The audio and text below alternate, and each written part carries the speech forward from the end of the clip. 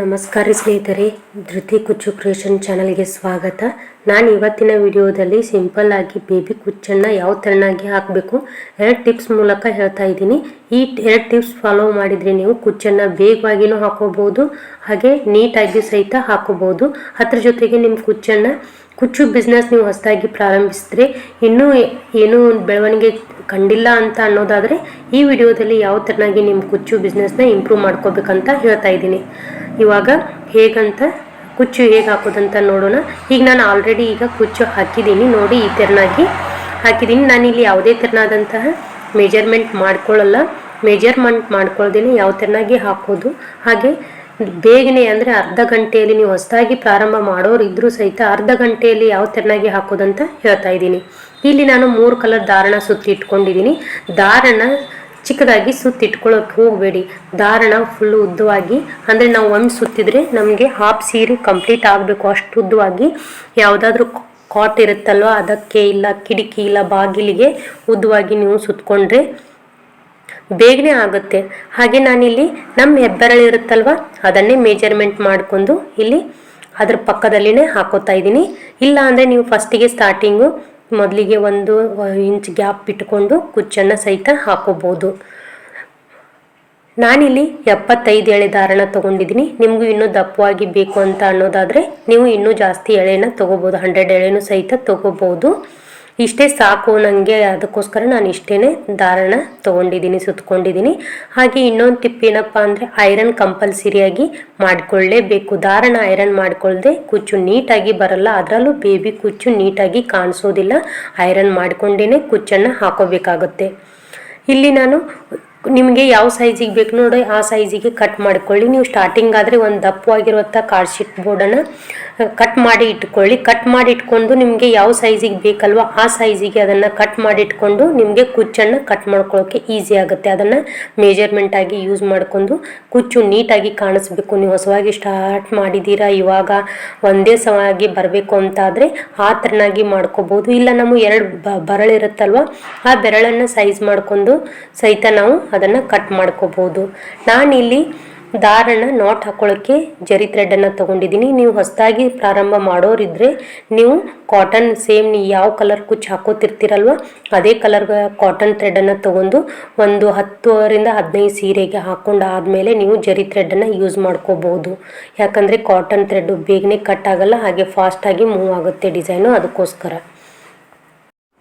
ಕುಚ್ಚು ಹಾಕುವಾಗ ಯಾವಾಗಲೂ ದಾರ ಸೆಲೆಕ್ಟ್ ಮಾಡುವಾಗ ಸೀರೆಗೆ ಕರೆಕ್ಟಾಗಿ ಮ್ಯಾಚಿಂಗ್ ಆಗಿರುವಂಥ ದಾರನೇ ಸೆಲೆಕ್ಟ್ ಮಾಡ್ಕೋಬೇಕು.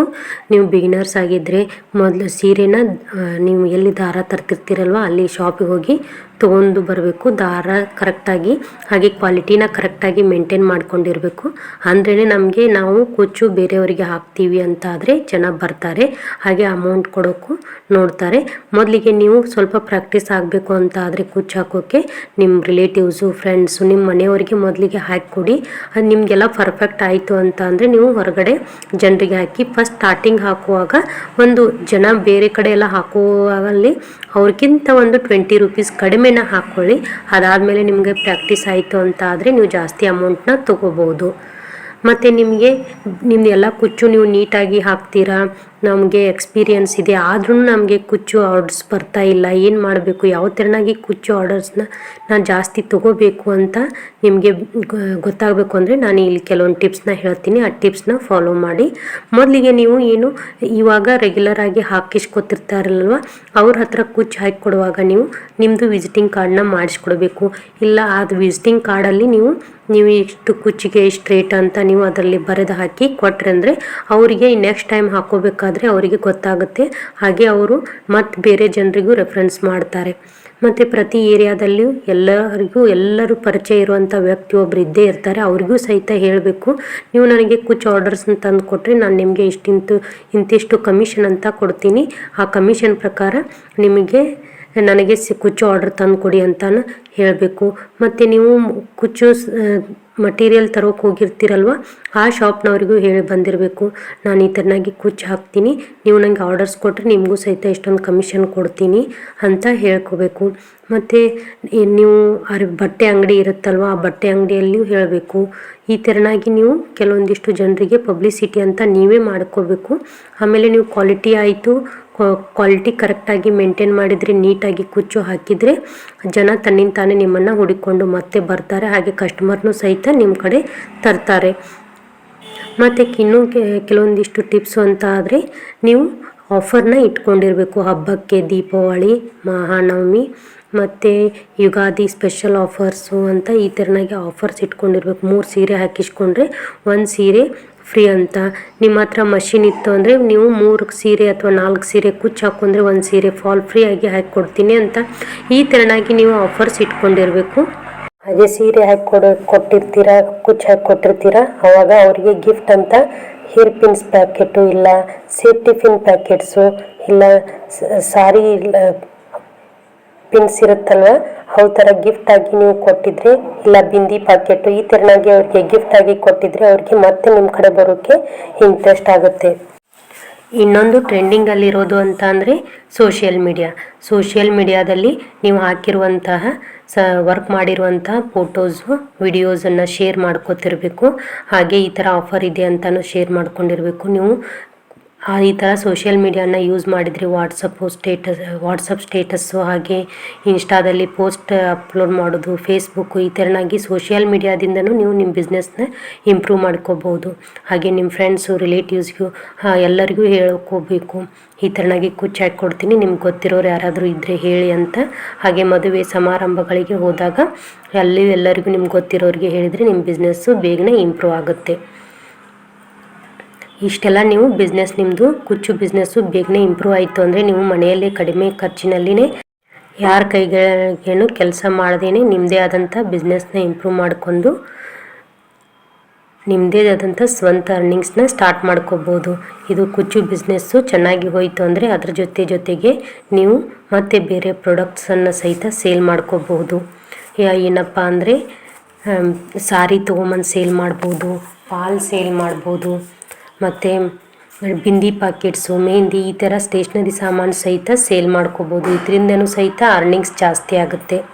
ನಾನು ಹೇಳಿರುವಂಥ ಎಲ್ಲ ಟಿಪ್ಸ್ನ ಫಾಲೋ ಮಾಡಿ, ಹಾಗೆ ನಿಮ್ಗೆ ಗೊತ್ತಿರೋದು ಟಿಪ್ಸ್ ಇದ್ರೂ ಅದನ್ನು ಕಮೆಂಟ್ ಬಾಕ್ಸ್ನಲ್ಲಿ ತಿಳಿಸಿ. ಯಾಕಂದರೆ ಇನ್ನೂ ಕೆಲವೊಬ್ಬರಿಗೆ ಗೊತ್ತಿಲ್ಲದೆ ಇರೋರಿಗೆ ಈಸಿ ಆಗುತ್ತೆ, ಅವ್ರಿಗೆ ಗೊತ್ತಾಗುತ್ತೆ. ಈ ಥರನಾಗಿ ನಾನು ಹೇಳಿರೋ ಟಿಪ್ಸನ್ನು ಫಾಲೋ ಮಾಡಿ, ಹಾಗೆ ಕುಚ್ಚು ಹಾಕುವಾಗ ಯಾವಾಗಲೂ ನೀಟಾಗಿ ಮೇಂಟೈನ್ ಮಾಡಿಕೊಂಡಿರಬೇಕು ನಮ್ಮ ಕ್ವಾಲಿಟಿನ. ಇಲ್ಲಿ ನಾನು ಬೇಬಿ ಕುಚ್ಚನ್ನು ಹಾಕ್ತಾ ಇರೋದ್ರಿಂದ ದಪ್ಪವಾದಂಥ ನೀಡಲ್ನ ಯೂಸ್ ಮಾಡ್ತಾ ಇದ್ದೀನಿ. ನೀವು ಬೀಡ್ಸ್ ಹಾಕಿ ಮಾಡೋದಾದರೆ ಈ ಥರನಾದಂಥ ದಪ್ಪ ನೀಡಲ್ಸ ಯೂಸ್ ಆಗೋದಿಲ್ಲ. ಅದಕ್ಕೆ ಸಣ್ಣ ಬಿಗ್ ಐ ನೀಡಲ್ಸ್ ಅಂತ ಸಿಗುತ್ತವೆ, ಅಲ್ಲಿ ಹೋಗಿ ಕೇಳಿದರೆ ನಡೆಯುತ್ತೆ. ಇದಕ್ಕೆ ನೀವು ಒಂದೊಂದು ಬೀಡ್ಸನ್ನು ಆ್ಯಡ್ ಮಾಡಿದರೆ ಇದು ಇನ್ನೂ ಚೆನ್ನಾಗಿ ಕಾಣಿಸುತ್ತೆ. ಆದರೆ ನೀವು ಹೊಸದಾಗಿ ಕಲಿಯೋರಾಗಿದ್ದರೆ ಫಸ್ಟಿಗೆ ಬೇಬಿ ಕುಚ್ಚು ಮುಖಾಂತರನೇ ಕಲಿಬೋದು. ಅದಾದಮೇಲೆ ನಿಮಗೆ ಕ್ರೋಶಾ ಗೊತ್ತಿದೆ ಅಂದರೆ ಕ್ರೋಶಾ ಡಿಸೈನ್ನ ಹಾಕೋಬೋದು. ಈ ಥರನಾಗಿ ಬೇಬಿ ಕುಚ್ಚನ್ನು ಹಾಕಿ ನೀವು ಮನೆಯಲ್ಲೇ ಕಡಿಮೆ ಅಂದ್ರೆ ದಿವಸಕ್ಕೆ 2 ರಿಂದ 3 ಸಾರಿ ಹಾಕಿದ್ರೂ ನಮ್ಮ ಸೈಡು 150 to 200 ತೊಗೋತಾರೆ. ನಿಮ್ಮ ಸೈಡ್ ರೇಟ್ ಏನಿದೆ ಅದನ್ನು ನೋಡ್ಕೊಂಡು ನೀವು ಮನೆಯಲ್ಲೇ ಆರಾಮಾಗಿ 600ವರೆಗೂ ಅರ್ನಿಂಗ್ಸ್ ಮಾಡ್ಬೋದು. ತುಂಬ ಈಸಿ ಇದೆ. ಹಾಗೆ ಒಂದು ಬೇಬಿ ಕುಚ್ಚು ಹಾಕೋಕ್ಕೆ ನಾನು ತಗೊಳ್ಳೋ ಟೈಮು 45 ಮಿನಿಟ್ಸು.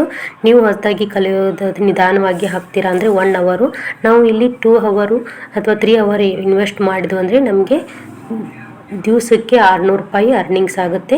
ಇದೇ ಥರನಾಗಿ ನೀವು ಸಹಿತ ಮನೆಯಲ್ಲಿ ಕುಚ್ಚು ಹಾಕೋಕ್ಕೆ ಕಲಿತು ಬಿಸ್ನೆಸ್ನ ಇಂಪ್ರೂವ್ ಮಾಡ್ಕೊಂಡು ನಿಮ್ಮ ಸ್ವಂತದ್ದೇ ಆದಂಥ ಅರ್ನಿಂಗ್ಸ್ ಇತ್ತಂದರೆ ಇನ್ನೂ ಖುಷಿ ಆಗುತ್ತೆ.